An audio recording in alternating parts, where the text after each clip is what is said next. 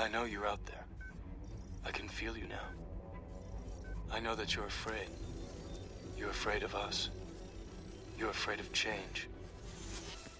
I don't know the future.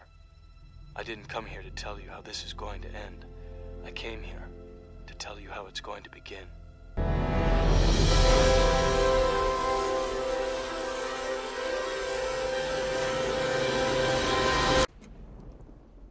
Let me tell you why you're here. You're here because you know something. What you know you can't explain, but you feel it. You felt it your entire life, that there's something wrong with the world. You don't know what it is, but it's there, like a splinter in your mind, driving you mad. Do you want to know what it is? It is all around us. Even now, in this very room. You can see it when you look out your window or when you turn on your television. You can feel it when you go to work, when you go to church, when you pay your taxes. It is the world that has been pulled over your eyes to blind you from the truth. What truth? That you are a slave, Neo. Like everyone else, you were born into bondage, born into a prison that you cannot smell or taste or touch. A prison for your mind.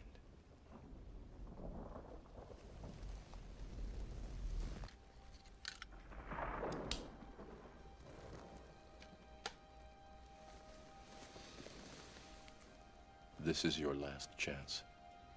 After this, there is no turning back. You take the blue pill, the story ends. You wake up in your bed and believe whatever you want to believe. You take the red pill, you stay in Wonderland, and I show you how deep the rabbit hole goes.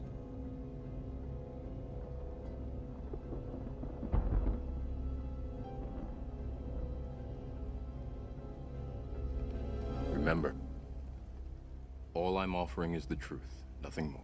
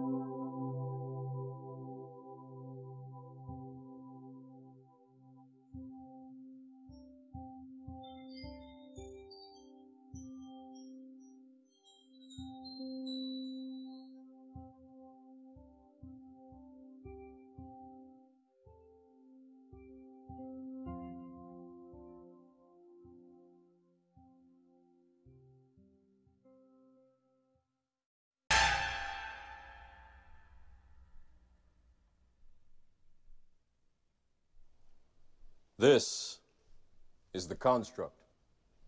It's our loading program. We can load anything we need.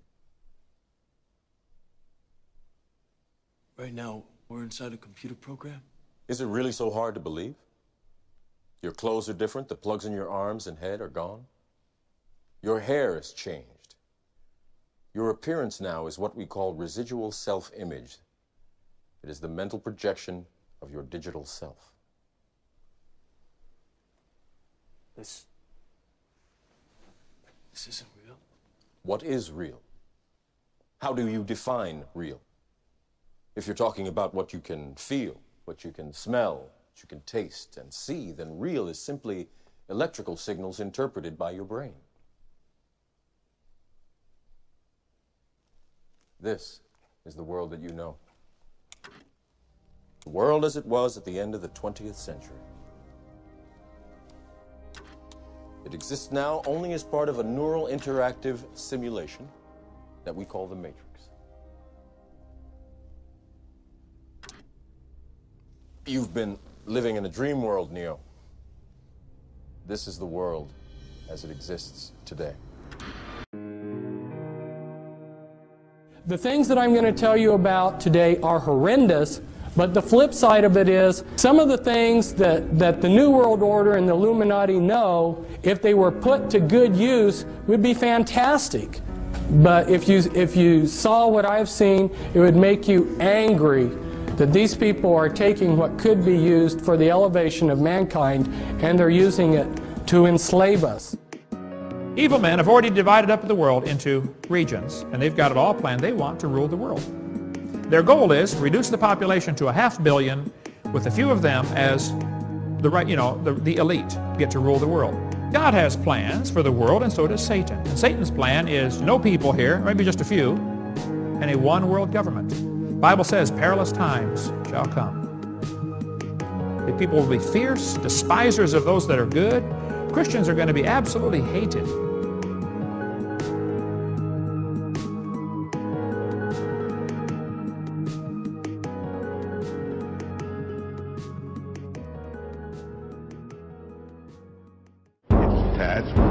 Will be to develop an overall strategy for America in this period when really a new world order can be created. It's a great opportunity. It isn't such a crisis. We know the race is not to the swift, nor the battle to the strong. Do you not think an angel rides in the whirlwind and directs this storm? But I do have one question. During the crisis, or any time that you're aware of, has the Federal Reserve or Treasury participated in any gold swaps arrangements? We don't. The Federal Reserve does not own any gold at all. We have not owned gold since 1934. You fired me once again!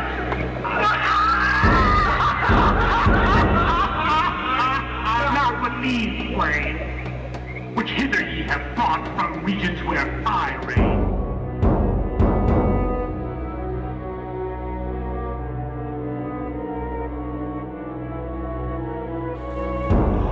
Which passages of Scripture should guide our public policy?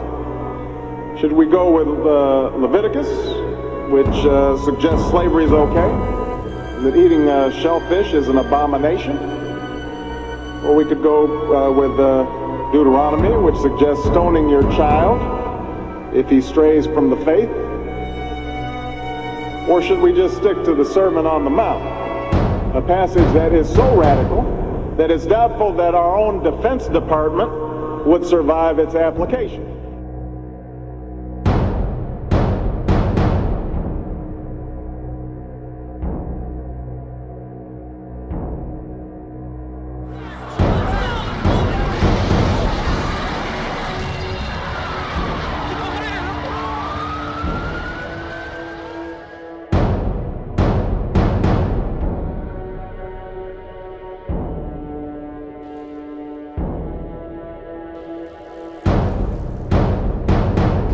Readings have told me, for what it's worth, that some of us will be able to have ascended abilities. I mean, full-on ascended abilities prior to the actual shift happening.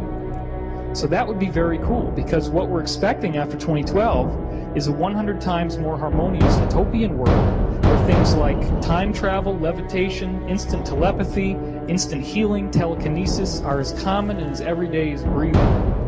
What is at stake is more than one small country. It is a big idea, a new world order, where diverse nations are drawn together in common cause to achieve the universal aspirations of mankind: peace and security, freedom, and the rule of law.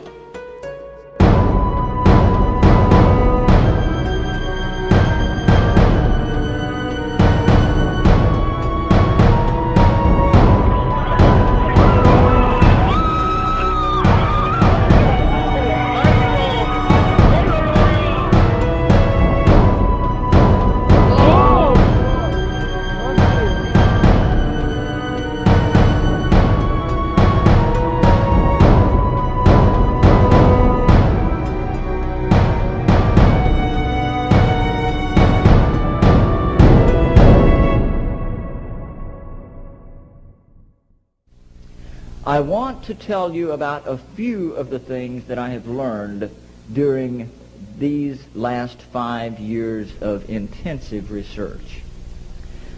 Perhaps the most startling thing that I can share with you is that all of the conspiracy theories that you've ever heard about one world government, about the UN takeover of the world, all of those conspiracies have now been laid to rest.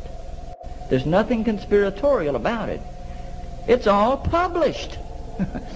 The UN-funded Commission on Global Governance began meeting in 1992 in earnest and met for 4 years, and last fall released their final report. It is entitled Our Global Neighborhood. If the Bible is simply a book of myths, fairy tales, and stories, then it is disturbingly accurate in describing what we see unfolding in our current world climate. In my personal journey, I've come to the conclusion that the biblical worldview best explains the origin of evil and its many symptoms to mankind. It explains human suffering and the inescapable reality of death and decay that we experience in this world. But most importantly, it reveals why mankind has used deception as its most powerful and reliable instrument to carry out the plan set in motion by an ancient hate.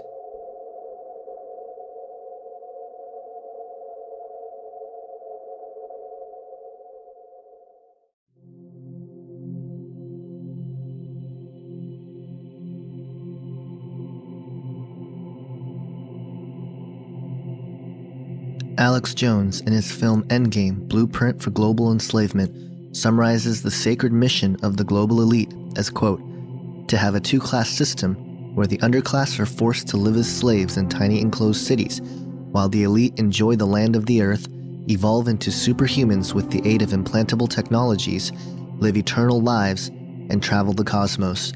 This is the promise given to the inner members of the New World Order and the agenda of the Bilderberger Group, end quote. This sacred mission of the world elite has been the primary motivation for the establishments of several layers upon layers of systems in this world. The following sectors are the major components of infiltration in this plan. They include the political, economic, military, scientific, educational, technological, and social facets, with the spiritual ideologies being the main ingredient guiding this massive deception. Many of these facets overlap and build on each other. Using these various components of human society, the world elite are tirelessly working to allow the formation of a one-world currency, massive depopulation, a one-world religion, and of course, a one-world government. With the speed at which things are changing and evolving, never in human history has this plan been more attainable than today. But as I sorted through the many tentacles of this plan, I found that not only are we, the people of the world, victims, but the people who promote and continue to instigate the New World Order and the promise of a new age are perhaps the most deceived and are the ultimate victims. The idea of what the ultimate goal for the New World Order is something that bothered me a lot in my early and really a lot of my research for what the New World Order was, as I was learning things like, the stuff in the food and the water and all the stuff that you learn, the genocide and the planned population reduction and the mind control and all the stuff that was going on.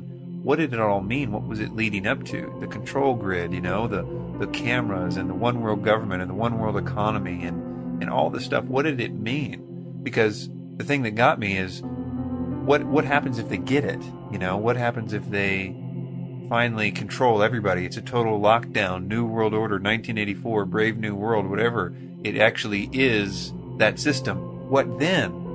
Is it all going to just end and everybody sits back and they drink lemonade and say, hey, we did it, guys?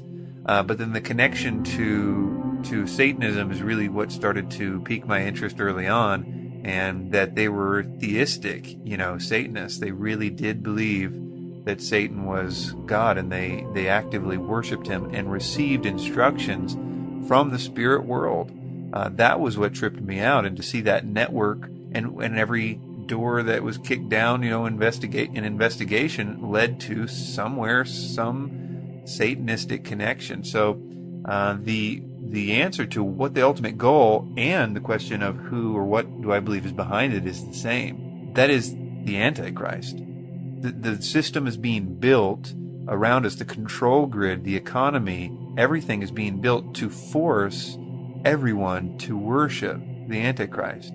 That is what this is all about. That's what makes everything make sense. It's the one component that makes everything make sense. And so what is behind it is a spiritual agenda, as it says in Ephesians 6:12. But it's also something that experientially that you can see in the research of the New World Order, that they are attending rituals, they are receiving instruction from those rituals, and that instruction is to do the nuts and bolts things, to create the system, to do this, to do the poisoning or whatever, all the different conspiracies that are a part of that have some sort of mechanism or use in this future world government, world religion, world economy, which has one purpose, isn't to extract the worship of humanity for an ancient cherub. Tom Horn, in his book Apollyon Rising 2012, stated, quote, "Behind the scenes and beyond view of the world's uninitiated members, the alchemy and rituals of the occult masters, Illuminists, Masons, Bonesmans, Bilderbergers, and Bohemians have combined to harmonize so completely within recent U.S. foreign and domestic policies as to clearly point to a terrifying civil conjuncture, a near-future horizon upon which a leader of indescribable brutality will appear. Although this false Prince of Peace will seem at first to hold unique answers to life's most challenging questions, ultimately he will make the combined depravities of Antiochus Epiphanes, Hitler, Stalin, and Genghis Khan look like child's play." So I really see what's going to happen there is there's going to be some person who's just born as a man, he grows up, I believe he's going to be part of the secret societies, he's going to have tremendous influence and power and access to all kinds of high-tech stuff, and among that will be the process known as recombinant DNA. And with recombinant DNA you can actually open up a gene or a DNA strand, and you can insert a foreign gene into that. So I think what's going to happen is he's going to take Satan's DNA, Satan's genetic code, and he's going to insert it into his own body. And then he is going to become a chimera. He's going to become the beast by actually going through this transformation. The crazy thing is that we have the technology. We know that the sons of God came and did this back in the days of Noah. So we have a biblical precedence for this. And I think we're seeing these kinds of things happening already today. Droid.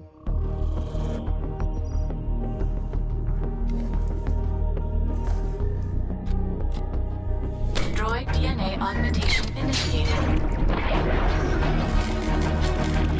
Neural speeds increasing to 4G LTE. Brain upgrading to a quad-core processor. Predictive intelligence with Google Now complete.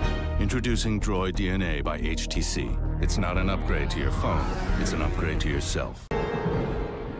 Welcome to the desert of the real. We have only bits and pieces of information, but what we know for certain is that at some point in the early 21st century, all of mankind was united in celebration. We marveled at our own magnificence as we gave birth to AI. AI? You mean artificial intelligence? A singular consciousness that spawned an entire race. Fate, it seems, is not without a sense of irony. Zeus, Surya, Thor. For thousands of years, ancient myths have described gods who came down from the heavens. Always you have someone who is descending from the sky with loud noise, with thundering, with fire, with smoke. They would have come from the most powerful and magical place possible, from the stars. But just who were these mystical beings that ruled the skies with supernatural powers? You could wonder if these tales of Zeus's thunderbolts, Thor's hammer, if these weren't real weapons. Did our ancient ancestors create the gods from their own imaginations? Or did they simply report events they believed to be true? Our ancestors misinterpreted extraterrestrials as gods because that was the only way that they could explain away what they witnessed. Millions of people around the world believe we have been visited in the past by extraterrestrial beings. What if it were true? Did ancient aliens really help to shape our history? And were the gods of our ancestors actually visitors from other worlds?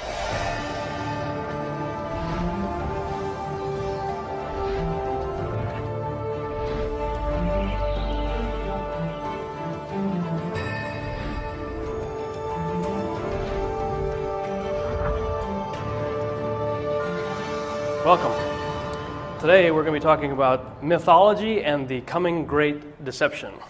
Now, maybe like me, you like going to the movies or renting movies, watching them on TV or whatever.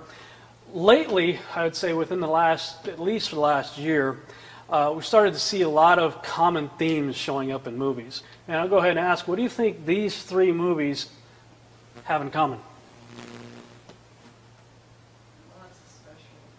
Definitely a lot of special effects. New Age? Concepts. Mm-hmm. All three of these movies actually depict superhuman hybrid saving the world.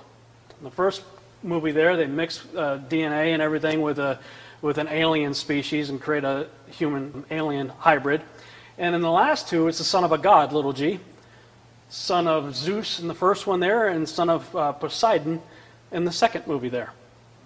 The Son of God saves the world. Problem is, it's the wrong son of the wrong God.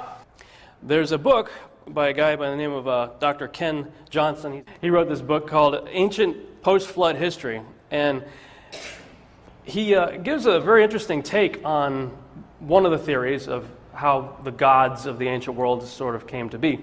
And he makes note of the ages of a lot of the people spoken about in the Bible. And he says, Noah and his sons lived to be about 600 years old, right? The next generation lived to about 400 to 500 years. By the time you get to Abraham's generation or so, they were only living to be about 200 years. And by the time you get to Moses, and today, we're kind of capped out at 80 to 120. So after the flood, lifespan began to dramatically drop off.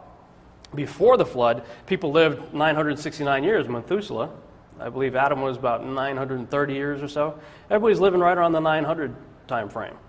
And what this guy says, he says, imagine, let's say this generation here shows up.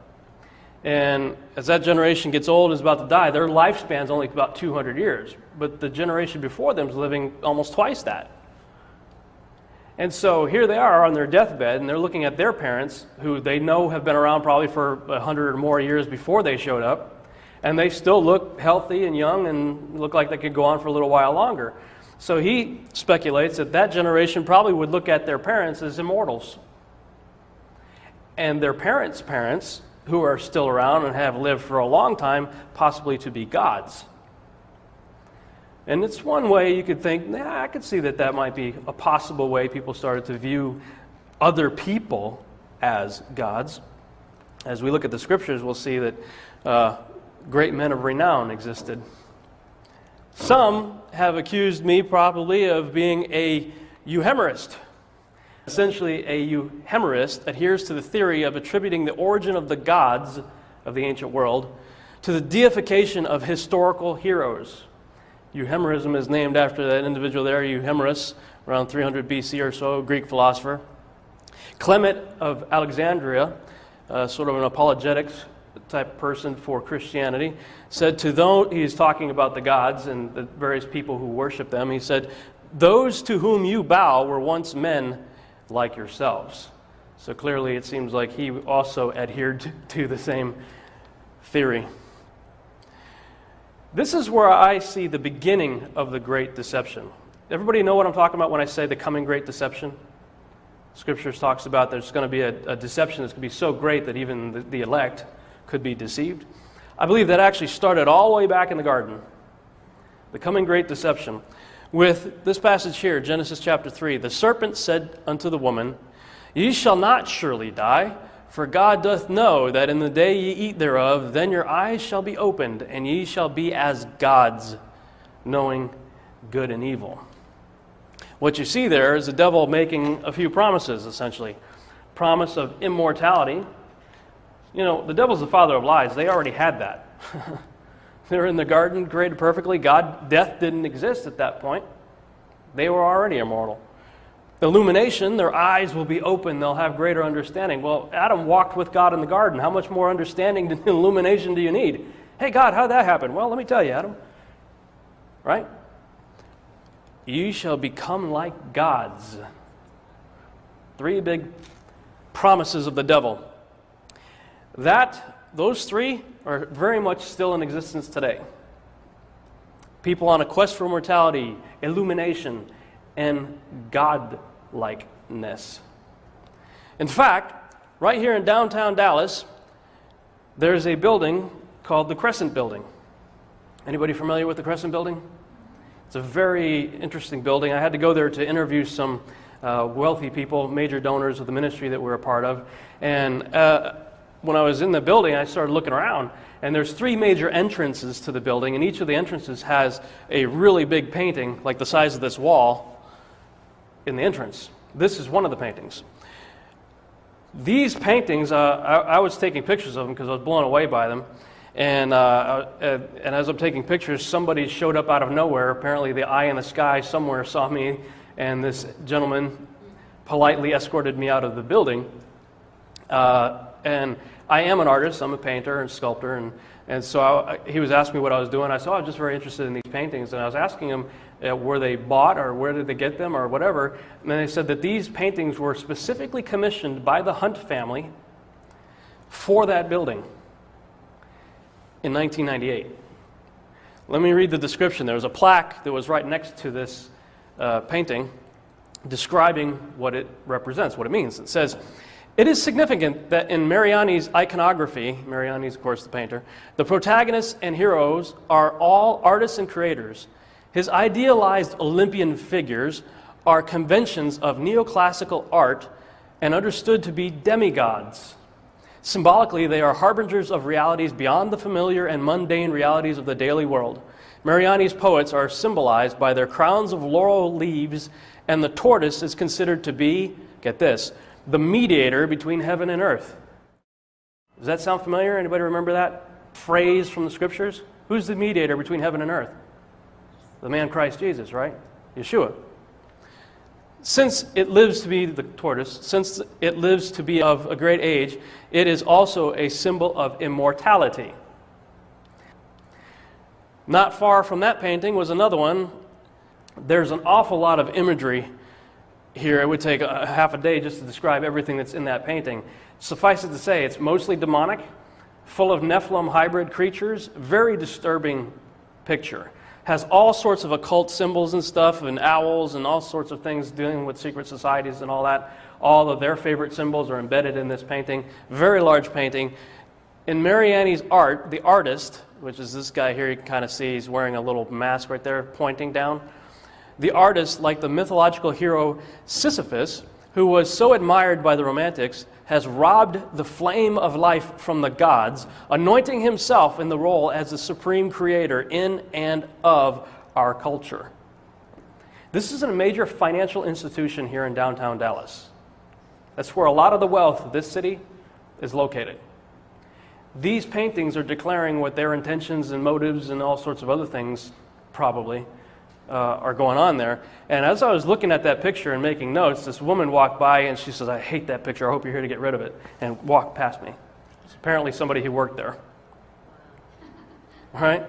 Right here in downtown Dallas. And these guys are declaring themselves to be supreme creators. But what does the Torah tell us? The 10 Commandments, right? What does that say? Thou shalt have no other gods before me. I think I've always just kind of passed over that. You know, I understand it, but I didn't really give it a lot of thought till recently. Who are these other gods, and why is God so concerned about them? Really started to think about it, so started doing some research, and I came across a book by a guy by the name of King Wells. It's called Ancient Myths and the Bible. It's a very short book, large print, easy to read. But he makes some very profound and interesting statements in this book. He says, I believe the Bible to be the inerrant word of God, and therefore we have to believe that much of what we call myth cannot be fiction or a lie. Many of the themes that exist in ancient mythology exist in the scriptures, and he's right. You know, we're taught about Greek mythology and all that stuff in school, and we just kind of write it off as, you know, fancy storytelling, the imagination of a blind poet named Homer, you know, and we don't give it a whole lot of thought, fantasy. But the scriptures treat it very serious. And he suggests that we should look at the Bible from a mythological worldview. And at first that sounds like a strange statement to say, because we're always taught to look at everything from a biblical worldview. And I'm not saying we shouldn't. But what he's saying is if you look at the scriptures from a mythological worldview, in other words, understand what's going on in the ancient world with their religions, it wasn't a myth to them. To them, what we call Greek mythology was their pantheon of gods that they worship the same way we worship our God.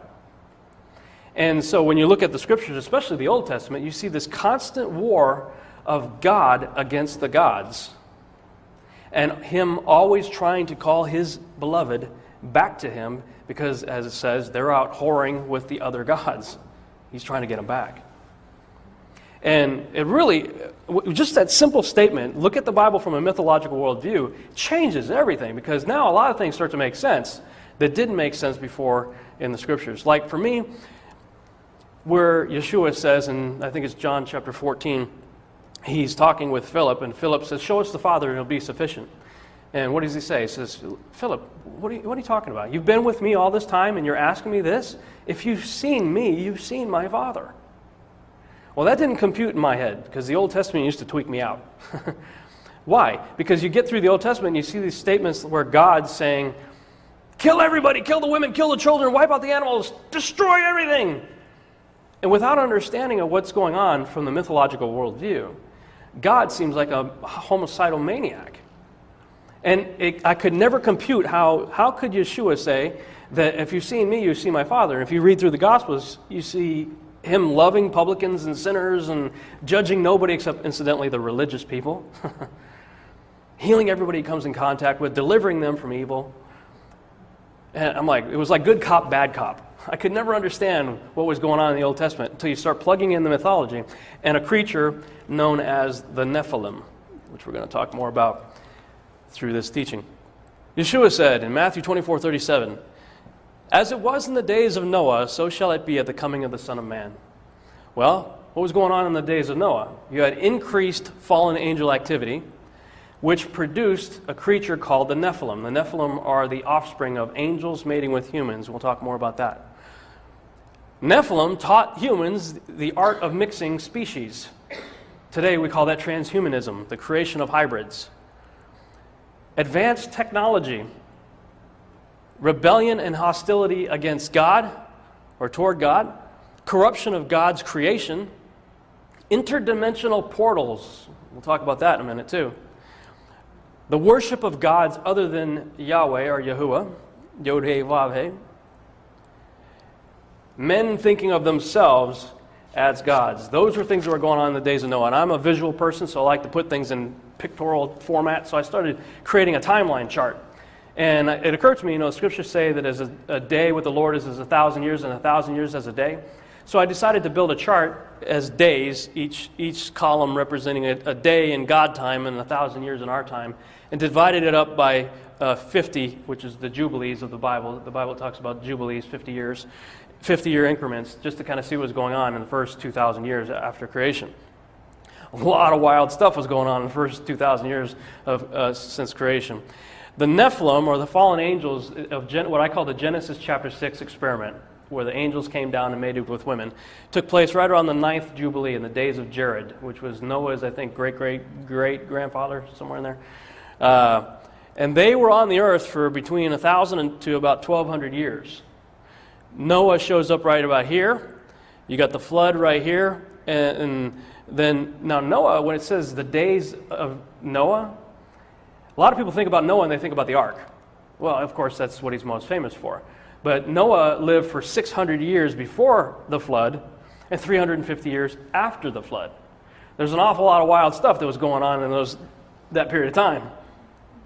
Now, you notice I've also got T-Rex right there, so I'm going to just talk about this really quick, because a lot of times when you're talking about pre-flood world and stuff, the question comes up, who created the dinosaurs? My belief is that God created the dinosaurs, or at least this sort of dinosaurs. I believe he created the four-legged vegetarian dinosaurs. And I believe that's what he's talking about in Job when he's talking about, behold now behemoth. And our lovely translators decided to help us out and say that that was a hippo. I'm like, okay, keep reading. You know, yeah, he eats grass like an ox. Okay, with strength in his loins. Yeah, he's force in his belly. Okay, his tail moves like a cedar tree. Anybody see the tail of a hippo? Does that look like a cedar tree? You know, elephant, same thing. Some translations say elephant. You know, thank you, translators. We don't need your help. Let's just go with the scriptures say. I believe that if you read that whole description of behemoth, I believe it's accurately describing the long neck sauropod type dinosaur. Most of the animal kingdom walks on all fours. There are some exceptions, obviously, like kangaroos and whatnot, but for the most part, the animal kingdom walks on all fours. So I believe that the four-legged dinosaurs, the vegetarians, were created by God. And I believe the proof of that is that they apparently survived the flood, because there's a whole lot of artwork. There's a man right there. There's a long-necked dinosaur right there. This is on a temple in Cambodia. You know, there's all these things. There's a lot more. But I just grabbed a few to show you that dinosaurs, at least this variety, have existed in the memory and the history of mankind with man. You don't see pictures of the other guys with man, like this guy. So where did this guy come from? My personal belief is that the scriptures tell us exactly where they came from. Genesis chapter 6, and God saw the earth, and behold, it was corrupt, for all flesh had corrupted their way upon the earth. And God said unto Noah, the end of all flesh is come before me, for the earth is filled with violence through them. And behold, I will destroy them with the earth. When you look at this, can you imagine this fitting in the description of creation where God says it was good and very good? This is just nothing but a creator of carnage and mayhem and disaster and death. Right? How does that fit into any of the descriptions of very good? I don't think it fits. I think it fits this description here. There are other books that I am fond of looking at, because so the people in the scriptures also did. Moses and other people were aware of these books. Yeshua quoted from them. Jude and Peter and a lot of the other guys did too. So the book of Enoch is another book the Hebrew people are very familiar with. Said that they, meaning the Nephilim, began to sin against birds, beasts, reptiles, and fish. The book of Joshua says, and the sons of men in those days took the cattle of the earth and the beasts of the field and the fowls of the air, and taught the mixture of animals one species with another, in order to provoke the Lord. Men and cattle and beasts and birds and everything that walked on the earth were all corrupted in their ways and in their orders, and they began to devour each other. The book of Jubilees. There's a lot more. I just grabbed a few. What about these guys right here? You see a lot of these kinds of creatures in the mythology, especially in the Greek mythology. I was in Crete, one of the last trips I did when I was with the mission organization I was a part of. I had a missionary conference in Crete, and as part of that trip I got to go to Greece, and it was actually my second time going there. And I was walking around Athens, and then on the second trip I had a lot more time to myself, so I could really kind of go out and explore and check things out, especially in Athens. You can't look anywhere. It's like every direction you look in, you see the toppled remains of a statue of a god or a temple, or you see remnants of or images of centaurs and minotaurs, satyrs, these kinds of guys, everywhere. Now, I'm a sci-fi fan. I love Star Wars and Star Trek and all that stuff, and I'm thinking to myself, 4,000 years from now, nobody's going to remember Yoda, the little green guy in Star Wars. He was just the creation of the imagination of a filmmaker named George Lucas, who was trying to create kind of a modern mythology, right? So here's this guy, George Lucas. He creates this little green guy, mythological creature. Nobody's going to remember Yoda 4,000 years from now. So why do the people in, especially the Greek Isles, in that whole area, still have these creatures in their collective consciousness very strong in their way of life, if all it was the imagination of a blind poet named Homer? I began to think that these guys were real, that they actually existed. And by the way, depending on your English translation, satyrs show up quite a few times in the scriptures, in the canon of scriptures, what we call the canon. I began to think that they were real. And I came home and told my wife about it, and told her my theory. She checks her email the next morning and starts freaking out, calls me into the other room, and she's showing me this article she popped up, a news report, a BBC news report, that said scientists had successfully cloned a sheep with a human heart. I'm like, and the article went on to say, if we continue to do this, the obvious implication is the genes will fuse together and we're going to end up with animal-human hybrids. And then we'll have ethical issues and all that to deal with. And the article went on to talk about the ethical issues.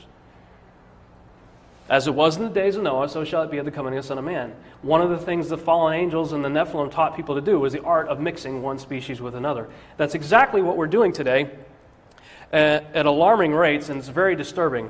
Now, these are fictional pictures right here. This is real. This is from back in the 90s. They made a little rat, mouse, whatever, with an ear growing out of its back, a human ear. This is from a movie called Splice. I don't recommend you see it. It's a very disturbing movie and inappropriate, but didn't know what we were getting into when we saw it. But it really talks about the issue of transhumanism and mixing species, especially mixing with the human species, with animal species. Now, you need to know that this is something that scientists are very actively at work trying to make happen. There's a guy by the name of Nick Bostrom, who is the director of the Future of Humanity Institute. Okay, here's these guys that are trying to declare what the future of humanity is going to be about. And this guy's very passionate about this. He says in this little circle right here, this represents the sensory modalities that are accessible to humans. In other words, what our five senses can pick up. You know, we can only see in certain frequencies of light and hear in certain frequencies of sound, and etc. Whereas the animal kingdom has this longer area right here. They can perceive more than we can, hear in different frequencies and see, etc. You know, bats radar and sonar with dolphins. And they say that, okay, if we could start mixing some of these attributes of animals into people, then this could be the area of sensory perception that transhumans could have, animal-human hybrids.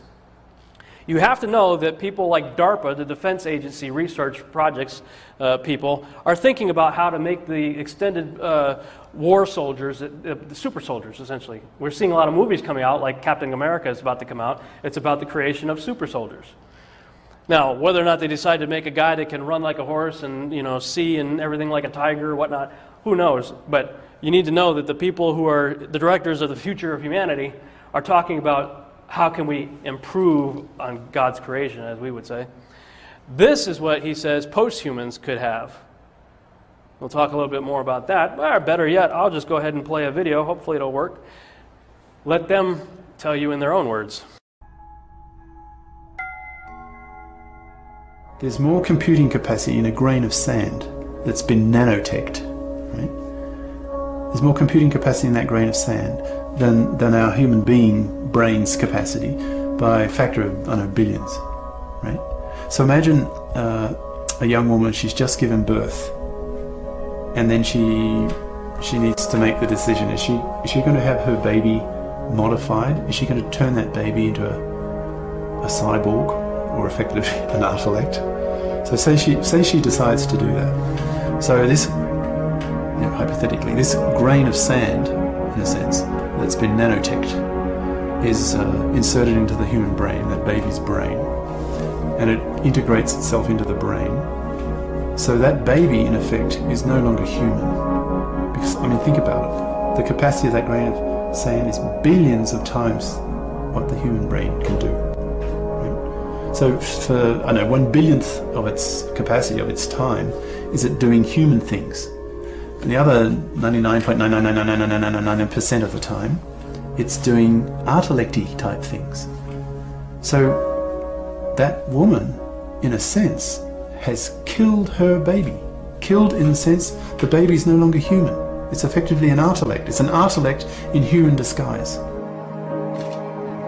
when we start modifying our brains with technology, then it does change us from the word go. Even just feeding in one electrode with maybe an extra sense, an ultrasonic sense, which we know is quite possible, then it starts to give you abilities, and you believe you can do things outside the normal realms of humanity. So your values, your morals start to change immediately. You become a cyborg. What I'm really interested in is to try to understand the bigger picture for humanity, our place in the world, and what might lie in store for our species in the future. Particularly the way we might use technologies to enhance ourselves, or to go beyond what we currently think of as our human nature, whether it might be by radically extending the human lifespan through solving the problem of aging, or increasing our intellectual capacities, improving our memory, or taking control of our own emotional states.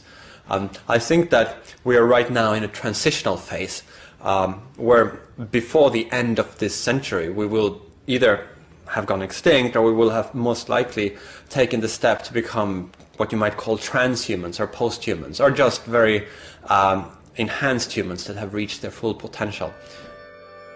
Because progress is so rapid, I mean, there's going to be more progress in the next 10 years than there were in the previous, I don't know, 20 or 30, right?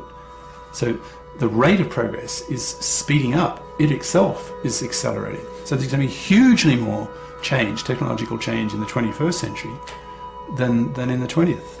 Far more. So all these weird things that sound like science fiction to most people today will probably be realities in a time, in a fewer number of decades than we had imagined. I can't see any way that it will not happen. This is progress. Human beings already, theorists have done the math, they've got the modelling of how to build baby universes. So if that's possible in theory, with human brains doing the thinking, what could an intellect do? Could it actually build universes? Could it actually manipulate whatever exists to create new universes? Is that possible? Now, if it can do that, then by definition, it's a god, right? It's a creator. Can you sort of sense a kind, almost like a religious awe, almost? We could build gods if we wanted to. Right.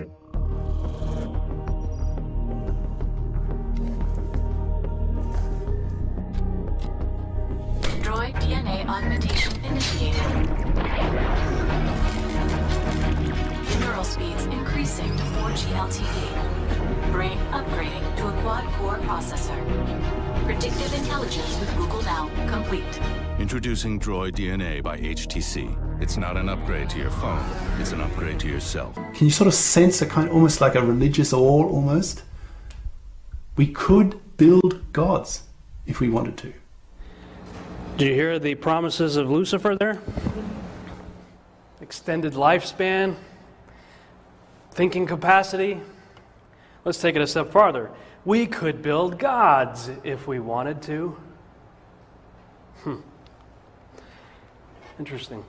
And I think it sheds light on some of these other scriptures from the lips of the Master himself. He said, "For then shall be great tribulation, such as was not since the beginning of the world to this time, no, nor ever shall be. And except those days should be shortened, there should no flesh be saved. But for the elect's sake, those days shall be shortened." In Luke, he says, "And there shall be signs in the sun and in the moon and in the stars, and upon the earth distress of nations and with perplexity, the sea and the waves roaring, men's hearts failing them for fear and for looking after those things which are coming upon the earth. For the powers of heaven shall be shaken."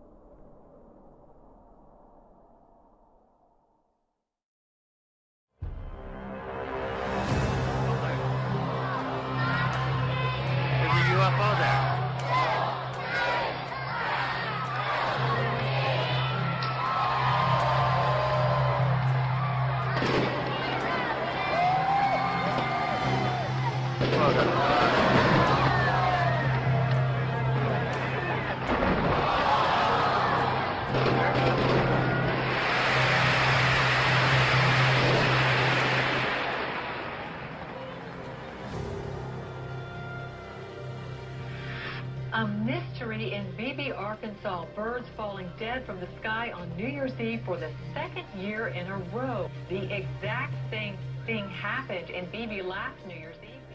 For the second year on New Year's Eve, birds are falling from the sky in Beebe. The birds just started falling from the sky. A new year for Japan and another earthquake, as a magnitude 7 earthquake rocked the country's east. First night of the new year has brought a rude awakening for the people of Christchurch. They slept fitfully, if at all, through a series of strong aftershocks. From just after 1 a.m. until midday, the city was rocked by 15 shocks. The largest, a 5.5 magnitude tremor, struck at... It's 15 months since the 7.1 September quake rocked the city. It's been shaken more than 8,000 times since. But it is the reality of where we are. We know this too will pass with time. We just don't know how long.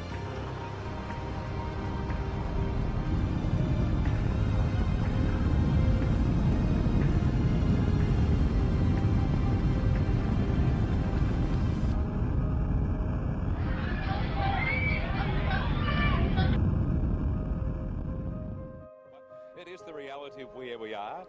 We know this too will pass with time. We just don't know how long.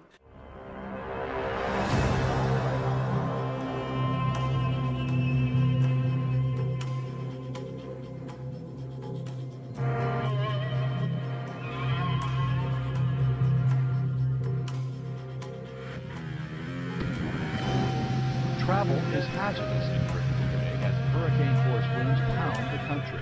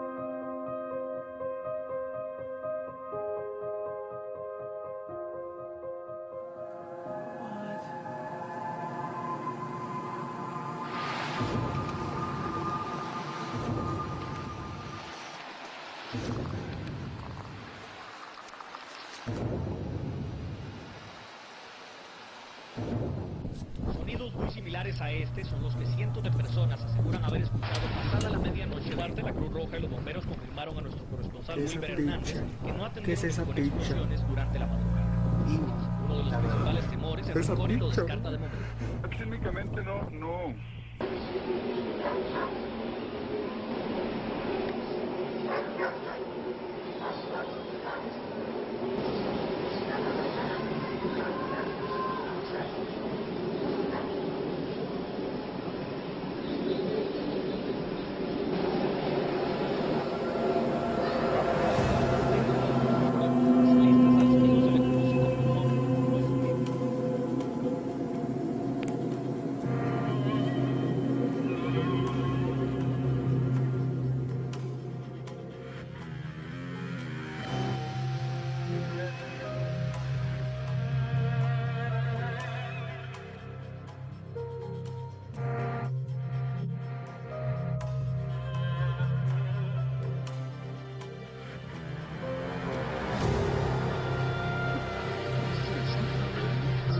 UFO sightings are skyrocketing in 2012, and we're barely 2 weeks in. Eyewitnesses reporting strange things in 36 out of the 50 states, and yeah, Florida's included.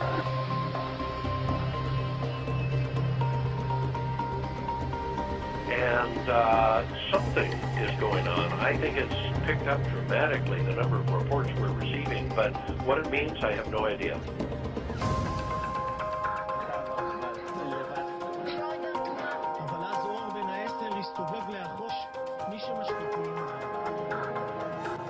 We took 110 reports on New Year's Eve. 13 of them are from Florida.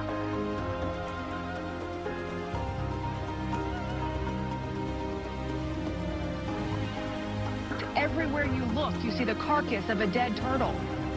Small turtles, large turtles, dozens of them, dead and scattered along the banks of Smith Lake.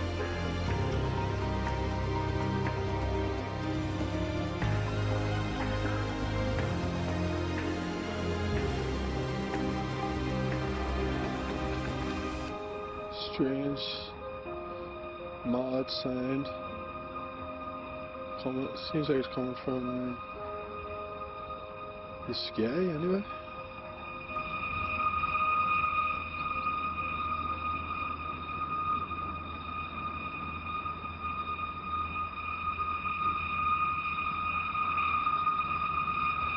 See people down here, they obviously all hear it as well.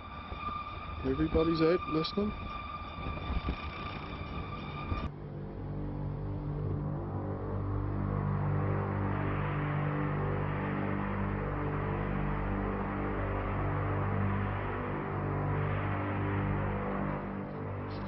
Well, here's a question for you. Are you feeling a little shaky this week? If you are, you're not alone. Over the past 48 hours, there has been some kind of a steady rumble. What many people believe are earthquakes in the capital area, tremors across the southern island, powerful enough to send some folks running for the doorway. The shaking has some people scared, but most are just flat out puzzled. Seismologists say there have been no earthquakes, and they can't solve the mystery. It's clear that people on Vancouver Island felt something in the last couple of days. Some say it was a shake or a tremor. Others go as far as to say it was an earthquake. The most fitting name, though, is, just like you said, Hudson, a mystery. There's been a lot of buzz over the last few weeks about strange sounds being heard in the atmosphere. People around the world and here at home have reported hearing some bizarre noises. The latest were recorded in the Battleford last weekend. It came in many forms last Sunday night. To some, it sounded like trumpets. To others, a mariner's horn. North Battleford's mayor says he can't explain it. What I was hearing was what I experienced as possibly a scraping. It's now days later and the city is still abuzz with talk about the sounds. Everybody with their own guess, estimation, or explanation as to where they came from. I've heard that Jesus is coming back. I've heard that it's 2012, the world is ending. This phenomenon stretched beyond North Battleford. Similar experiences were reported in Saskatoon, northern Saskatchewan, and parts of the U.S., even in Europe.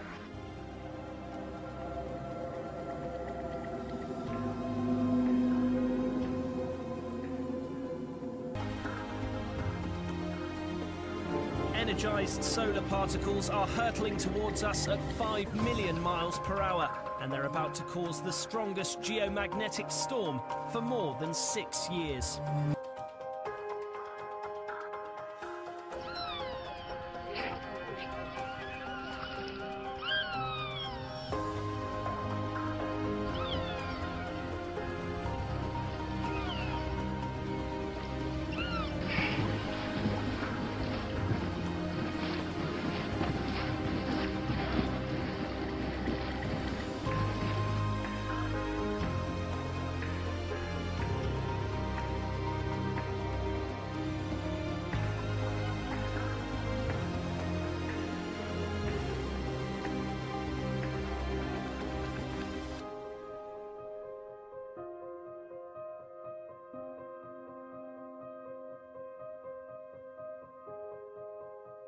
Oh my gracious.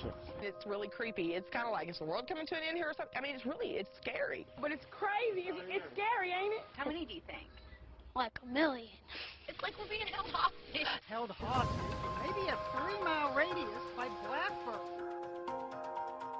Nobody believes me, so I have to put it on video.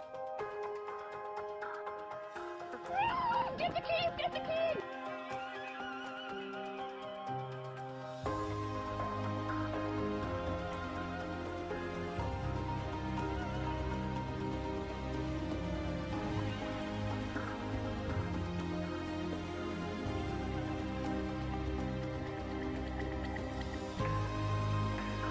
Believe it or not, we actually had a close shave, a close call with a space rock this morning.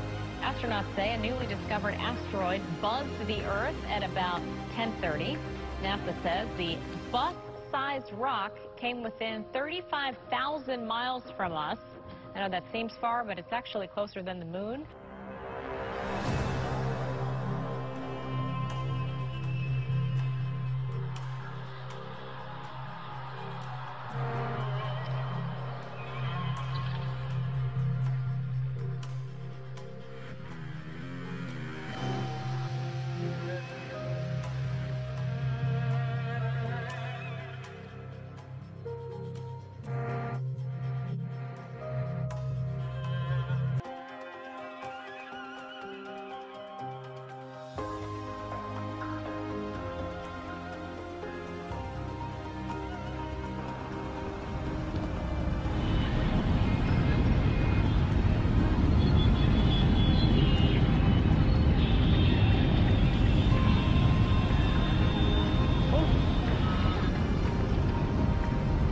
Tidal wave.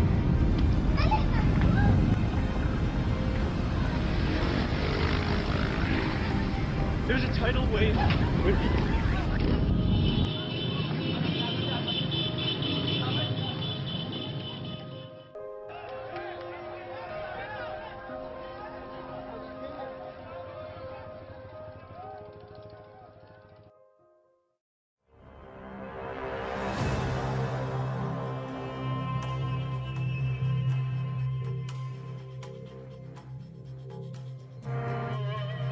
Washed ashore.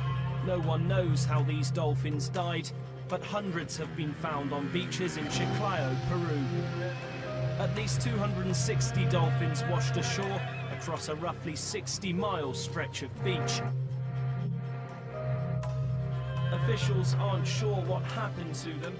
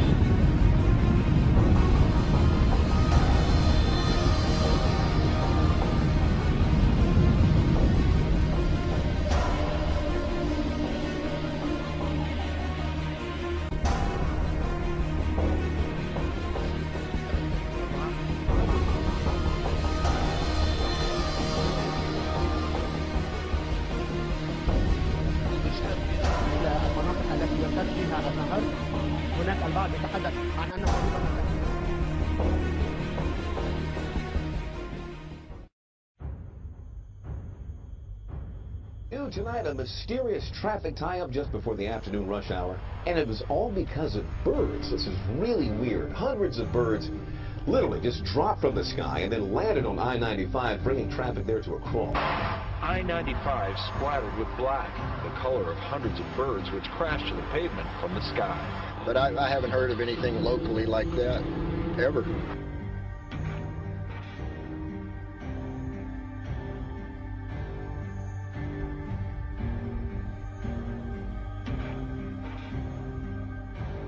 We've never seen pictures like this before from NASA. Amazing video of what looks like tornadoes on the sun.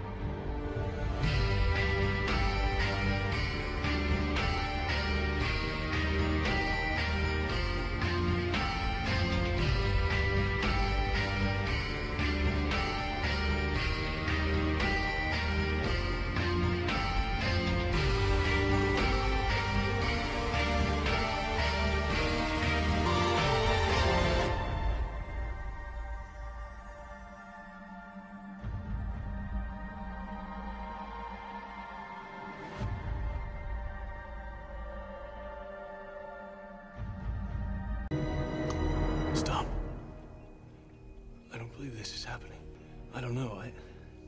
This can't be just coincidence. Remember the large 9.0 in Japan that caused a tsunami back on March 11th, 2011? You will see right here Earth's magnetic field sideways, practically going the opposite direction with magnetic field lines in front of the Earth. You go exactly 1 year from that date, practically, March 11, 2012, you see the same thing, sideways magnetic field with field lines going in front of the Earth. Why is that happening? Exactly 1 year. There must be something Earth is orbiting around, affecting the Earth, and causing the same magnetic field anomalies on the same day, which I will prove very clearly for you. And again, just so you can see, this is a normal magnetic field here. I took screenshots of all data to help everybody see easily with their own eyes what's going on here. Please read through the data before drawing any conclusions. I'd greatly appreciate it. We need answers here because this is not normal. It all began with the weird Earth activity within the past 3 years that's been picking up, especially the 8+ quakes that occurred 3 years in a row. February 27, 2010, 8.8 Chile. March 11, 2011, 9.0 Japan. April 11, 2012, 8.6 and 8.2 in Indonesia during the same day. In recent times, having an 8.5 plus earthquake occur 3 years in a row is certainly not normal by any standards. This year in 2012, on April 11th, 8.6 and 8.2 earthquakes hit during the same day, which is unheard of in recorded history. See for yourself. Look up earthquake stats, search earthquake history. Okay, these two earthquakes happen hours from each other, 8.6 and 8.2. You will never see earthquakes that big happen within hours of each other. I've never seen it happen before with all my looking through data. Add to the fact, starting in 2011, many birds starting to fall out of the sky, and earth booms globally were reported by the media, but didn't last through the whole year. In 2012, earth booms were first documented and reported by the media in January. So this year, in 2012, the media has covered it and documented it and recorded the booms and did news reports on it. From Costa Rica on to Canada, Wisconsin is a famous one in Clintonville with the ground cracking and the booms that happened for a few weeks there. There's many reported cases of this, many news reports, a lot of proof and documentation. All you have to do is search for it and you'll find it. So just to name a few. Again, these are documented media reports, with some even recording the booms. After about April, the booms pretty much stopped, but are now once again in December showing new life, which is in a previous video I just posted. Why the past 3 years in a row 8.5 plus quakes in the beginning of the year? Why the past 2 years earth booms in the beginning of the year?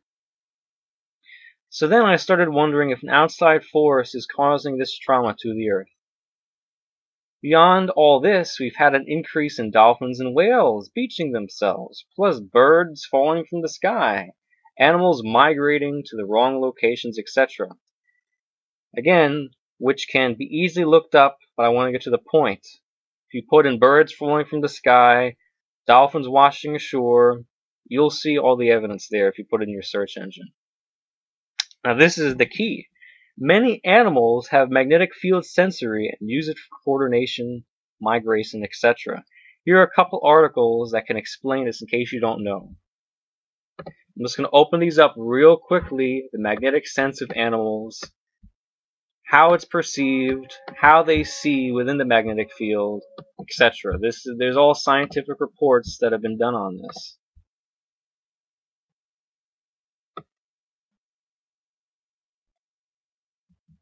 So, with all the bird and fish and animal anomalies recently, I started thinking, hey, maybe there's something with the magnetic field that has something to do with this. So that's the path that I went down. So studying Earth's magnetic field became the way to go, which I have been for about a year now. Then it all hit me. I decided to check magnetic field data and space weather for around the time of the megaquakes to find proof there is an outside force causing this to the Earth. Plus, being it's been consecutive years of anomalies, That means Earth's orbit must show proof it's orbiting around a gravitational magnetic body affecting the Earth in nearly the same time frames. Not only have I found that proof, but much, much more. First of all, here's what a normal magnetic field looks like. Notice the field lines of the North Pole flow up, out, and away from the Earth. The field lines of the South Pole flow down, out, and away from the Earth. So you can see the magnetosphere is very quiet and light. You can see the lower colors. You can see the magnetic field from the North Pole goes up, out, and away. South Pole is the same thing. That's what a normal magnetic field looks like. That's what it should look like normally, without being affected by anything. And I gave a link to the source of where I got the magnetic field data from and all the screenshots from, which is right over here, which I'll show you in a moment. So, if the Earth around the time of the megaquakes is being affected by a large gravitational magnetic body, I should see that evidence as well as a pattern develop. Let's start back in 2010, the 8.8 in Chile on February 27th. Here is the magnetic field, February 25th, 2010, 2 days before the Chile 8.8. And you can see right here, this looks very different, very different. Instead of flowing up, out, and away, field lines are coming back around. And actually that means they're closed, and the magnetic field is being repelled by another magnetic body, most likely, and it's causing the magnetic field also to become compressed. Notice magnetic field is becoming compressed, repelled, with field lines turning red, meaning they are closed. Now, what does the magnetic field look like on February 25th, 2011 and 2012? Wouldn't it be an oh no moment if the magnetic field looked nearly the same in those years? If we were indeed orbiting around another magnetic body affecting the Earth that we're not being told about? See for yourself. So, February 25th, 2010, let's go to the next 2 years and see what's going on. Each time on February 25th, the last 3 years, you see the Earth's magnetic field is not normal. You can see we are losing our poles. You can see it's being repelled by another magnetic body and sometimes being severely compressed. And each time you see that the field lines are closed. These red lines mean the field lines are closed. Closed, closed. And again, this is normal magnetic field where field lines are not supposed to be closed, but flowing out and away, not swirling around to the other pole. That just is not normal. So, 3 years in a row, Earth's magnetic field had an anomaly that looked practically the same, going through the same rigmarole, if you can say. That's very odd. That's very odd. So I went further. I'm like, okay, we're not going to draw any conclusions just yet. Okay, so something more is going on here, eh? Let's check space weather for February 25th, 2010 to see what the cover story is. I highlighted in blue the date. In the red box is points that are important to notice. Here are the original links, which again, I'll open this one just so you can see that it's legit. You can see here, February 25th, 2010. So they're talking about eruptions that occurred yesterday, 24th. We don't know what's going on, but we should be on alert. Okay, that's what they said, February 25th, 2010. Okay, now let's go back, or go ahead the next 2 years, and let's see what space weather posted about the sun and auroras, all that, the next 2 years on the same date. Here we go. First of all, I'm going to point out so you can see. February 25th, 2010, February 25th, 2011, February 25th, 2012. They each point out erupted yesterday, at least yesterday, erupted on the 24th. Again, so each day they're pointing out something that happened on the sun on the 24th. So they say. And each time, they don't know specifically if it's going to affect the Earth. You can see right here, unknown. We don't know if it's going to be geoaffective. Stay tuned. Does not appear to be heading towards Earth, but geomagnetic storms are possible, perhaps. So there's no definite things. They're saying stay tuned. So everything looks exactly the same. So not only is the Earth experiencing the same magnetic field anomalies 3 years in a row on the same date.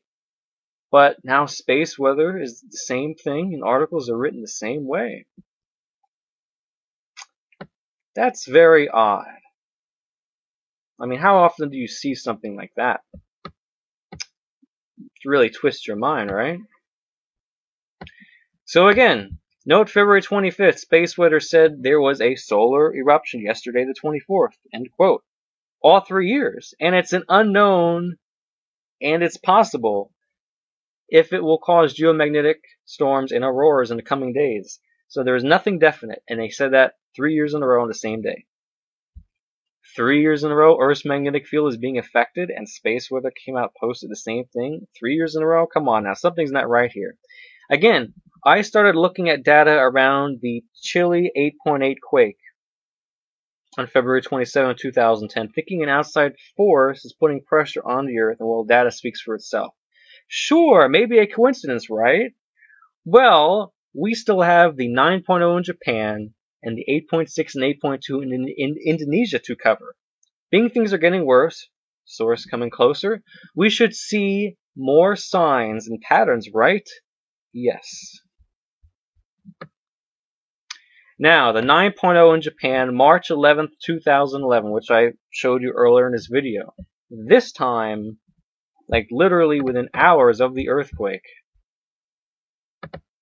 Earth's magnetic field went sideways. It was going in the opposite direction that it should, and the field lines were in front of the Earth. Add 1 year to that, what do you see? The magnetic field is going sideways. You can see also the magnetosphere is quiet. Field lines coming out in front of the Earth. Now, 2011, 2012, March 11, March 11. Just to show you, like, this is the source from NASA. You can see right here the date, and yeah, I can just play it, and you can see what I'm talking about here. Now, all I did was I saved this and just uploaded it. That's all I did, and if you put in all these dates, they'll come up with the same images here. So again, why is it around the time of mega earthquakes, the magnetic field is having some odd anomalies? And besides March 11th, that time frame, I've never seen the magnetic field going the opposite direction. Never. Is that another coincidence? Well, let's continue.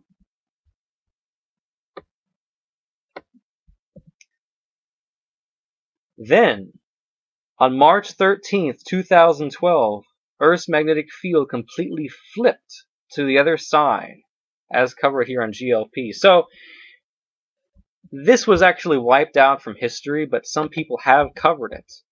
Magnetic wind from the dark side of the Earth. And then the people talked about the source being shut down. NASA hiding data of magnetosphere reversal. So what happened was, as this was starting to go the opposite direction, actually the magnetic field completely did go the opposite direction. It was picked up by people, and then they cleared out the data showing that evidence. But if you do searches, you'll find it. So yet again, 2 years in a row, around March 11th, we've had sideways magnetic field going in the opposite direction. And in 2012, a few days later, it got more severe, where the magnetic field actually flipped and went the opposite direction, which scientifically is not supposed to be possible. But again, it happens around the same time frame. The same time frame is the key to everything here. So let's go back to March 11th. What about the official story for both of those years on March 11th, 2011, 2012? So, I'm just going to zoom this in here because it might be a little bit difficult for you to see. When I pointed out here, they start off with Northern Lights. They point out it was seen in Wisconsin and Minnesota. And they said on March 9th, ended with a powerful X-class flare. That's what they said March 11th, 2011. They showed Northern Lights, pointed out Wisconsin, Minnesota, and they said on March 9th, there was a powerful solar flare. Now we go 1 year later to March 11th, 2012. We're going to see the same thing practically. So yet again, just look. March 11th, 2012. Northern Lights, Minnesota, Wisconsin. Northern Lights, Wisconsin, Minnesota. Wow, they're reaching the same place the same time Earth's magnetic field's going sideways. Around that time. Starting not to look like a coincidence anymore, right? And what do they say here? That there is a CME eruption M-class solar flare March 9th. So not only were there auroras in Minnesota and Wisconsin both years in the same time, but supposedly on March 9th, 2 days prior to March 11th, there is a solar eruption on the same day as well. Now, as far as I know, the sun is supposed to be random. Okay? There's a lot of things going on within the sun. A lot of reactions. A lot of power. But as far as I know, the sun is not supposed to have eruptions on the same date over and over again, according to little old Earth going in an orbit around it. That's not making sense to me. And this happening around the time of the mega earthquakes, happening around the time when Earth's magnetic field is flipping and the field lines are closed. This is getting really crazy here. So, as I said, if you pull up both these articles, just to show you once again, I'm not making this stuff up. March 11th, 2011, here's the image. Flare on March 9th. I'll pull up 2012, March 11th. Here we go. You can see it again. Minnesota, Wisconsin. And again, M-class flare, March 9th. All this has been out there and for everybody to see. This is not top secret information. It's been in front of us all along. Earth's magnetic field going sideways is one thing. The sun doing what it does is another. The same dates and the same stuff happening? Then why haven't officials come out and spoke about this orbit pattern between Earth's magnetic field and the sun? Oh yeah, because it's not the sun that's causing all this, but rather something else. And again, this is all documented. Okay, as you see, I'm not making this up. So if things are happening to the date exactly, year after year after year, with the sun, with Earth's magnetic field, why haven't scientists and officials brought this information out? Because they wouldn't be able to explain what's happening. They wouldn't be able to say the sun is doing this, because it's not. That's why this information has not come out, when it's been in front of us all along. So again, same dates, same magnetic field activity, same auroras, northern lights, same supposed solar activity on the same day, spot on exactly. So, what are we concluding at this point? The data is now showing this source, whatever the source is doing this to the Earth, appears to be emitting proton and charged particles, etc. as well. Some hinted at this source being a brown dwarf or a planet having a charged proton tail. That could be the case. Again, because it's not the sun. Okay, Earth's magnetic field is being affected by something. Okay, and there's no way the sun is happening these things exactly to the date year by year, according to little old Earth going around it. Okay, that does not make sense. Officially, that has not been admitted, so I'm not supposed to believe that for all those reasons. And the fact that no one else has admitted this when it's all documented is pretty frightening, if you ask me. If this is so clear to understand, then was it possible to predict auroras and there will be supposed solar eruptions before it actually happens? Before NASA and NOAA forecast it too? Yes, done already. Now, if you've been following me on YouTube earlier in this year, I really started covering this stuff. I was saying that there's another source affecting the Earth's magnetosphere, blasting it, and repelling Earth's magnetic field. I actually predicted when Earth would experience earthquakes, when Earth's magnetosphere will be lit up, before any NOAA or NASA forecasts, before any solar activity. This right here is one example. I posted this on March 7th, 2012. And I said, forecast 3A through 311, expect sun cover-up. And I pointed out, as you can see, March 2011 solar flare. And you can see right here, I'm showing magnetic fields. I said that there will be a large earthquake from this activity, and there is a 7.1 in Vanuatu downgraded to a 6.7. And I said that they're probably going to say there's going to be a solar event. And I put this out on March 7th, 2012, going off of data I was already seeing. The anomalies with the magnetic field that have already happened exactly the same way the year prior. So it turned out, bear in mind again, I posted this video March 7th. Now, supposedly it was not until March 9th that there is an M-class eruption. Okay? Again, the data speaks for itself. I can go even further to another video where I showed 2/23/2012. We were entering in the same time frame of this. Remember these three events back around the middle of February? And these magnetic fields all on February 25th? So, I saw the same thing happening again. And what I did was, I saw this and I forecasted it to happen before it happened. Because once you follow patterns that have happened multiple times, and you see how everything looks exactly, you don't need to know what the sun is doing. You don't need to know what's going out in space, because you already know, based upon historical data, what's going to happen. And people did not understand what I meant at the time when I was explaining that to them. They didn't understand these patterns. But now, as I have compiled it over a number of years, and you can see how exact everything looks, hopefully you should have a better idea and be able to understand this more clearly. Because when I go back and I see a magnetic field look like this, okay, and then it happens again, which is totally abnormal, it's an anomaly, and I see what results from that. When I see the same magnetic field coming across again looking exactly the same way, I can say, this never happens. Last time this happened. So, when I see things happening with the magnetic field that are totally ridiculous and abnormal, I say, well, hey, last time this happened at the same time frame, this resulted. That's how I was able to say that we're going to have auroras, northern lights, expect sun cover-up, and there's going to be a large earthquake within the next few days because Earth is under more pressure, and there was. Really simple, really easy to understand. You don't need to be that intelligent to figure it out. It's just 1, 2, 3, follow the steps here. So that's what I just covered over here.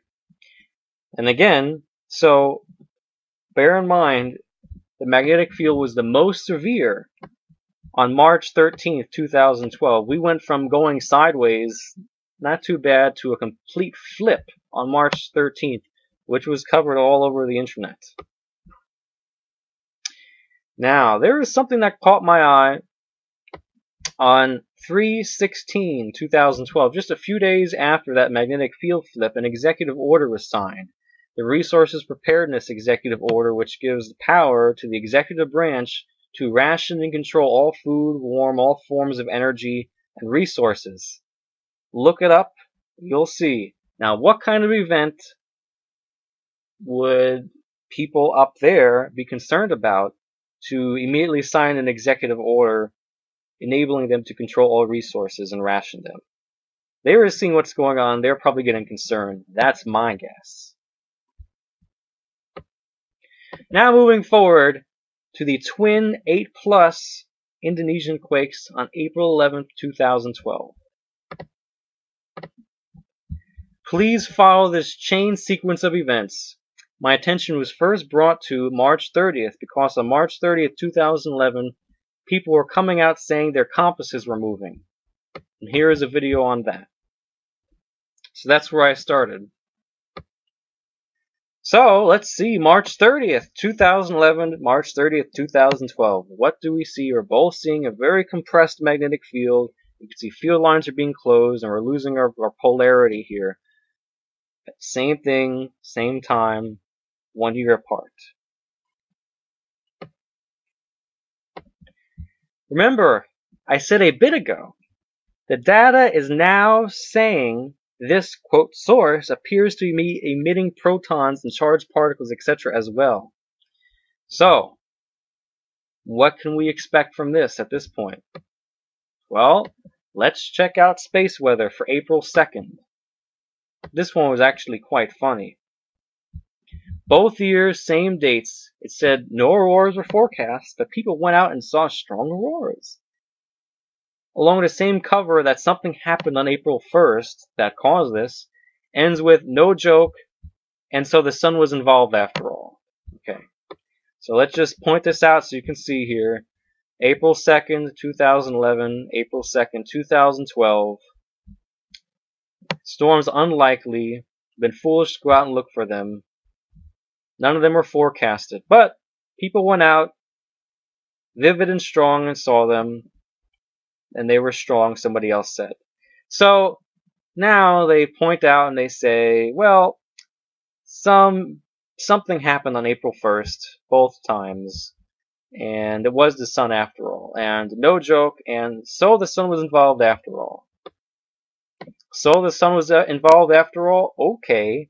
How come, again, within this time frame, Earth's magnetic field is under some hardcore pressure, and then there are surprise northern lights in the exact time frame right after that? I mean, I don't even need to explain anything anymore. You should be getting the picture here. Yet again, same date, same magnetic field events, space weather reports, auroras, etc. Moving on now to April 5th, 2011, 2012. I don't think at this point I need to give another explanation. You can see for yourself.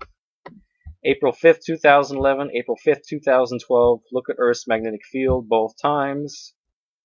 Nearly identical. So now let's bring up space weather from April 6th, 2011, 2012. Said on, quote, April 5th, there is filament activity, and we need to monitor, stay tuned, because it was unknown if the Earth would be affected. By the way, those filaments occurred after Earth's magnetic field was already repelled with its closed lines. And, you know, you can see they give dates and times here, and this was already after Earth's magnetic field was doing its thing. So, alright, they point out that this happened on April 5th, April 5th. They point out filaments. They said, we don't know, stay tuned, we need to monitor what's going on. Same dates yet again. I mean, let's just pause for a second and look at this here. I want to make this fit the whole screen. Just take a moment and observe this. Look at this. It speaks volumes, just these 4 images right here.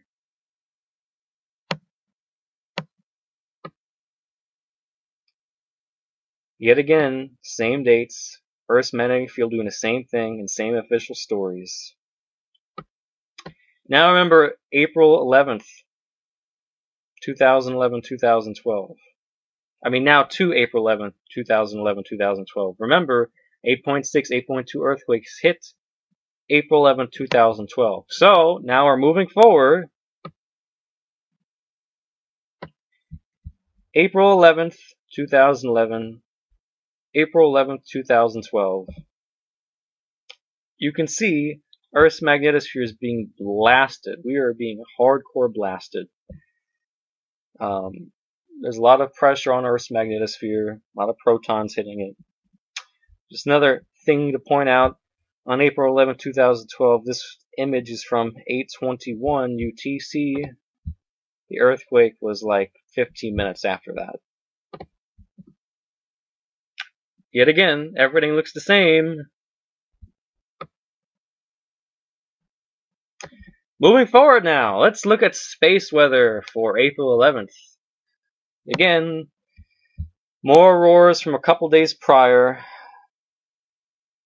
But yet again, you can see we were hit again on the 11th. So we were lighting up beforehand and we were lighting up here as well.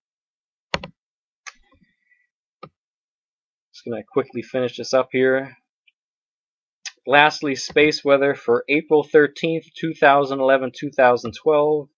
You'll see northern lights that were impressive strong, which made it all the way to, quote, Michigan, and caused both years by, quote, solar wind hitting Earth's magnetic field on the 12th. April 13th, 2011. April 13th, 2012. See, right, I'll need to zoom this in so you can see.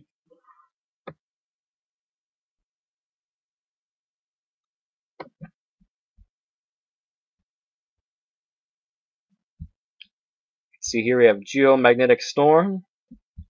Geomagnetic storm from an event that happened April 12th. April 12th. Solar wind stream. Solar wind.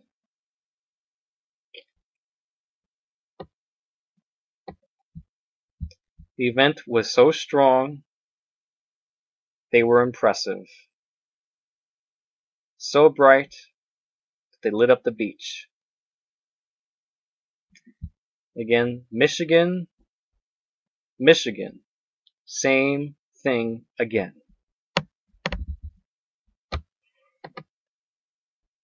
Are you getting the idea here? Things are not random after all.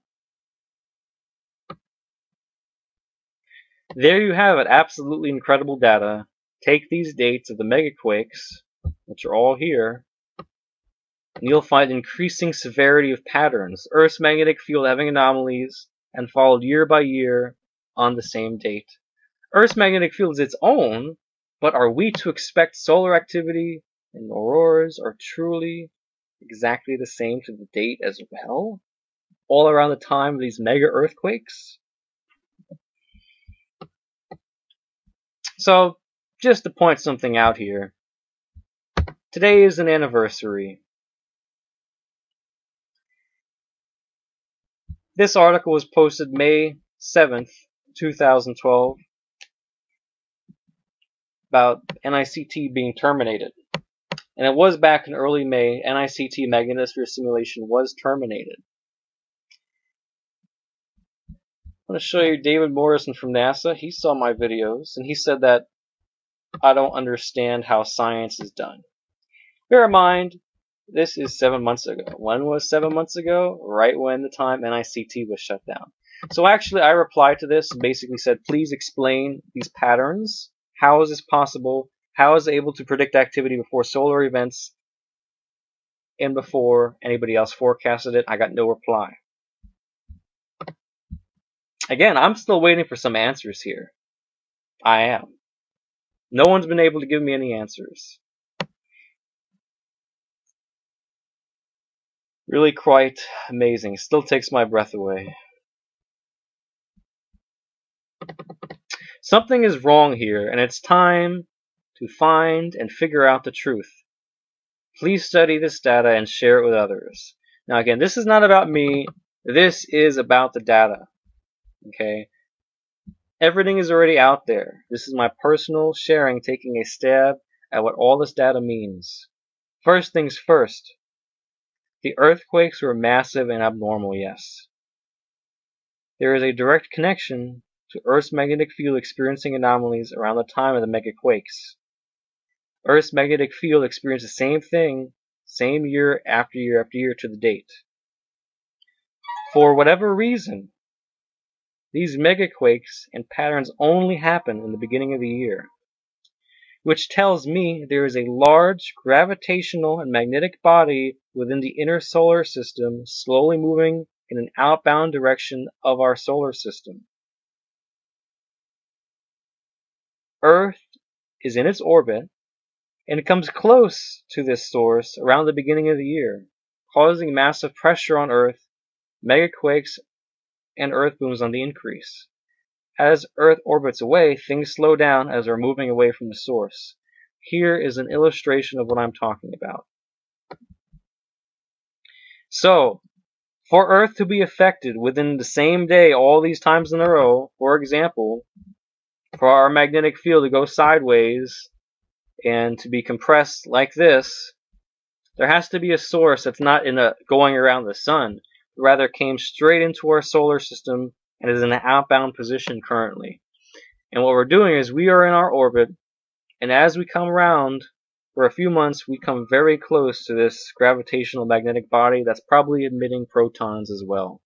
So as we come close, being that close to a gravitational magnetic body causes a lot of pressure and stress on the Earth, which is why we're hearing all the earth booms, which is why all the birds and fish go crazy, which is why the megaquakes happen. And being this is in a straight outbound position, Earth's orbit is the same. 365 and 1/4 days per year it takes to go around the sun.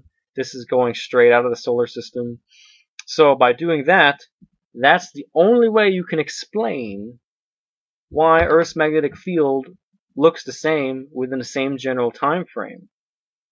Because we're going in a circle, there's something going straight out. And when we come back and meet it on its way out, around the same date, the same things happen over and over and over again. And sometimes, around the times that those happen, mega earthquakes occur. So again, Sun, massive body with strong magnetic field, Earth in orbital position for a few months, when strongly affected by large magnetic body causing repelled magnetic field, to the day, as well as other patterns, all causing stress on the Earth. Just in concluding one more time, as Earth orbits closer to this outbound source, its gravitational magnetic body severely affects the Earth. Plus, should it be a brown dwarf, or dare I say Nibiru, it's highly likely in some way it's emitting charged particles that Earth is affected by when it comes close enough. As crazy as that sounds, it's the only logical explanation as why the exact dates year by year happen for anomalies of Earth's magnetic field and auroras. Why activity was able to be predicted before, in knowing this, why megaquakes and earth booms increase around this time. Might also explain this. This year came out that Venus is experiencing auroras as well, and that Venus's rotational period is about 6.5 minutes slower than it was 16 years ago when it was last studied. Those articles you can look up as well. I'll post the links. Both these reports came out this year. That's another explanation to the new Venus data slowing down. There is a source that's massive near it. And that's again most likely being affected by the source. We have Venus showing anomalies. Again, I've just proven the anomalies on Earth, and there's a source causing this. That's abnormal. It's not the sun.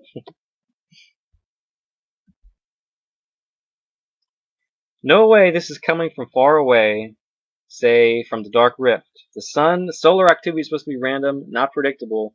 To keep having activity to the exact day based upon teeny little Earth orbit? No, that's not possible. The source is much closer and in a straight outbound direction of our solar system, in that Earth has been orbiting around this object and meets back around the same general time frame. That would explain all the data meeting up exact. From the end of December to about May, it's a guarantee we'll be affected once again. Meaning, at very least, an increase in Earth's magnetic field experiencing anomalies, increase in Earth booms, pressure on Earth's magnetosphere, more auroras, and yes, a mega earthquake again will probably happen, probably at least 8+ during that time frame. Again, that forecast is solely based upon what has already occurred during the previous 3 years in that time frame. Now we know what to look for. Please share this. This is a free information that is valuable. It really is. Again, I don't have all the answers. All that I have is the same data that we all have. So it's up to us to study this data and find answers why Earth's magnetic field goes sideways around March 11th. And northern lights that happen to the day after certain magnetic field events. I mean, we need to find answers to this, because this is not normal.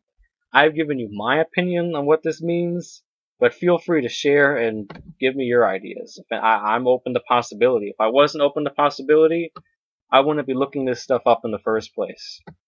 So thank you, and good luck out there, and please share this. Thank you. Do you believe it now, Trinity? Neo, sooner or later you're going to realize, just as I did, there's a difference between knowing the path and walking the path. Run, Neo, run.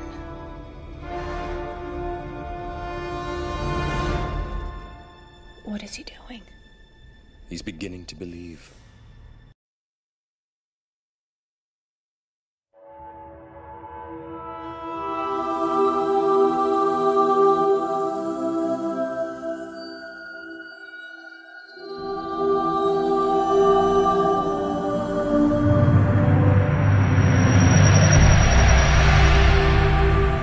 I am going to introduce you to the gospel right now. You are a rebel. Whether you want to acknowledge it or not, I'll tell you straight up. You are a rebel against the living God. This is your natural disposition. Why? Because you are born in sin. We are in a prison cell. And it takes the awakening and the grace of God, you can call it the prevenient grace of God, to awaken us to the fact that we are lost and we can't get out. We're headed towards destruction fast. The enemy, because of our rebellion against God, has legal rights to harm and harass our life. There you are behind the prison cell. Help, I need out! You can't get out. Those prison bars are stronger than any adamant. There is no way you can cut them because they're stronger than diamond. It is impenetrable. You cannot escape. You're doomed, because when the enemy comes in the very end, and he's going to finish you off because he has legal right to do it, and he's going to relish every minute of it. In strolls your intercessor, your mighty man. And he stands between you and that accuser, and he takes the hit that was rightfully yours. He takes the blow that was intended for you. That is an extraordinary reality, that he was turned to a pulp and he actually died. God died for you. Over your prison cell, it has always said condemned, separated eternally from God, guilty. And then suddenly it switches. When you realize what Jesus Christ has done, it says justified. It says forgiven, redeemed. Here's the problem. Most of us have stopped with the good news right there. The blood of Jesus Christ has been shed and he was killed. Now, I want you to know that is unbelievable news. But we are still in a prison cell. And so we're praising God from within a prison cell, going, thank you for forgiving me. Thank you for changing the sign on the outside of the prison. And God's word says, could you check the door to the prison cell? Because my blood was shed for more than just forgiveness. Forgiveness was the avenue through which he could make the escape for us. He isn't just interested in dealing with the consequences or the penalty of sin. He's also dealt with the problem of sin. That's the door. It's unlocked. The door to the prison cell is unlocked. Walk out. Smell the open air of freedom and liberty in the life of Jesus Christ. When you get outside the prison cell, there's like this chariot that's waiting. Emissaries from the king, and they say the king beckons you into his presence. You know how bizarre this is when you realize that you were a rebel? That you were undeserving completely. The living God has literally given up his life for you. And now he has set you free. And now the very king is beckoning you into his presence. It's like, are you sure you have the right guy here? I'm a rebel. I stood against my God. I spat in his face. How could he want me? The king beckons you. You get in the chariot. And as you're pulling into the kingdom, you're looking for where they might drop you off. You're looking for that poor district. Saying, where are you taking me? Well, into the very near presence of the king. He wants you to live right where he lives. Not just the penalty, not just the problem, but an invitation into his very near presence. But as you're coming in, the emissaries say, he wants to adopt you as his child. Me? His child? We are brought in and invited near to share his heart. You come into his presence, totally broken before the reality of what he has done for you. I don't deserve this. Why have you done this for me? I love you. I have a commission for you. For me? You want to have me work for you? I want you to work for me. I want you to represent me. Absolutely. Anything I can do for you, just tell me. I need you to go back to that prison cell that I took you out of, because there's a whole bunch more that need to know about me and my love and my truth. Will you go for me? In a heartbeat. I would gladly serve you any way you want, any way you ask. I need to forewarn you. I'm going to send you out, and you'll be as sheep among wolves. They'll kill you. They'll destroy you. They'll hate you. They'll persecute you. They will do whatever they can to harm you. I'm in. I'll do it, God. I don't care. You shed your blood for me. I would gladly shed my blood for you. Take my body, take my blood, spend it any way you want. I belong to you in covenant. Take me, Lord Jesus. Send me. The commission, not just the penalty, not just the problem, not just the invitation into his very near presence, not just the adoption as a son and a daughter of the King of Kings, but we are commissioned to represent him. And I want you to realize that it's a privilege beyond all other privileges to bear the very name, the very image, the very reputation of God Almighty. And he says, I ask you to go. Go and make disciples of all men. Go and be unashamed of my gospel and preach it. Go, rescue the lost in the power of my name. For is not the lamb that was slain worthy to receive the reward of his suffering? I'll go. And as you're beginning to head out with his blessing, he says, hold it. Wait, there's one more thing. Not just the penalty, not just the problem, not just the invitation to his very near presence, not just the adoption as a son or a daughter of the King, and not just the commission. This is the capstone. If you think that is all good, you could wrap that all up into one ball and it still falls short of the final one. Because this final one is so condescending on the part of our King. It is so bewildering. It is so extraordinary, so amazing. And this is the truth that turns the world upside down. Before you go, what I'm sending you out to do is impossible. I know. Impossible. And if you do it in your own strength, you'll fail. I don't care. I'm willing to do whatever you ask of me. And if you want me to go in there and just die, I'm willing. I'm sending you out to be a victor. My children will not lose. Would you give me your body? And I will come in and make it my home. And I will take those hands of yours and make them my hands. I will take those feet of yours and make them my feet. I will take that mouth of yours and it will speak my words. I will take those eyes of yours and they can now see what I need you to be seen in this world. And I will take your heart of stone and make it a heart of flesh so that it will beat with my burdens and you will care for the very things that I care about. And your prayers will become my prayers. And your life and your attitude and your behavior every minute of every day will be the very behavior of God. Will you allow me to overtake your life? Because then we go into this world as little lambs with the faces of lions. Because the living God Almighty, the consuming, almighty, sovereign God dwells within his children. And as we stand and the wolf pack surrounds us, we stand in the authority in the name of Jesus, and we will not back down. Because we do not head off to war to lose. We head off to war to win. Our God mocks all the powers of earth and hell through fluffy little lambs. Because his lambs beat the wolf packs. That's the gospel. The gospel trounces upon all the powers of earth and hell and demonstrates to the universe the manifold wisdom of God, that he is in control. And even though we look weak, and even though physically and naturally we are weak, spiritually greater is he that is in us than he that is in this world. That is good news. And it is a lot better than what's being dealt out today in the church. We need to rise up, proclaim the gospel, and say, I'm unashamed of it. Dear Lord Jesus, take what is rightfully yours. Don't just send us with yourself firmly planted within our souls. We cannot do your work. We cannot bring you glory, even though we're willing to do it without you. Please, if you want to come with us, why in the world would we ever try on our own? You don't have to go on your own. You don't have to pull off the impossible on your own. You don't have to fail any longer.